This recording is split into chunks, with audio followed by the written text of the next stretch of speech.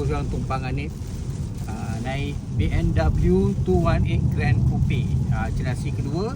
Dah hajat di hati memang kita nak buat review, tapi kau tengoklah hujan lebat kan, so terpaksalah aku review dekat dalam kereta ni je. So aku nak tunjuk apa yang ada dekat bahagian kabin sedan entry level BMW ni. Okay, first aku suka dengan design dashboard dia yang rendah, so kau boleh nampak bahagian depan ni dengan jelas. Dari segi material nampak macam soft touch, tapi bukan. Tapi aku suka sebab dia nampak solid.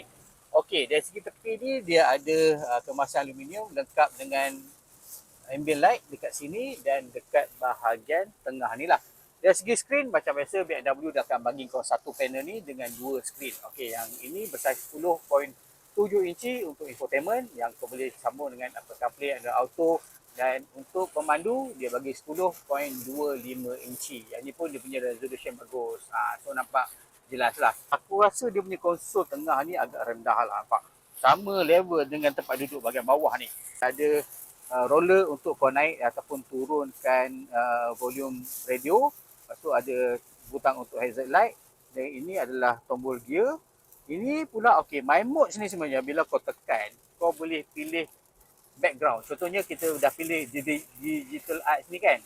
So dia akan keluar dekat sini dan dekat background skrin ni lah. Bagi aku nampak menarik jugalah.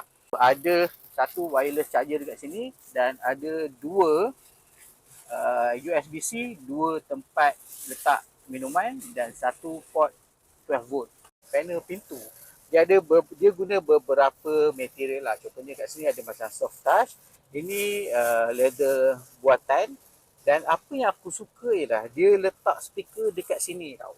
So bila kau pasang lagu, bunyi tu rasa lebih dekat. Sebab kalau kita naik mana-mana kereta, biasanya dia akan letak dekat bahagian bawah ni, betul tak? So bila kita pasang lagu, bunyi tu lebih ke bawah lah. Cuma satu benda yang aku tak suka ialah dia guna plastik keras dekat bahagian bawah ni. Memang keras yang nampak murah. Sedangkan harga kereta ni bermula RM218,000. So kau rasa berbaloi ke tak?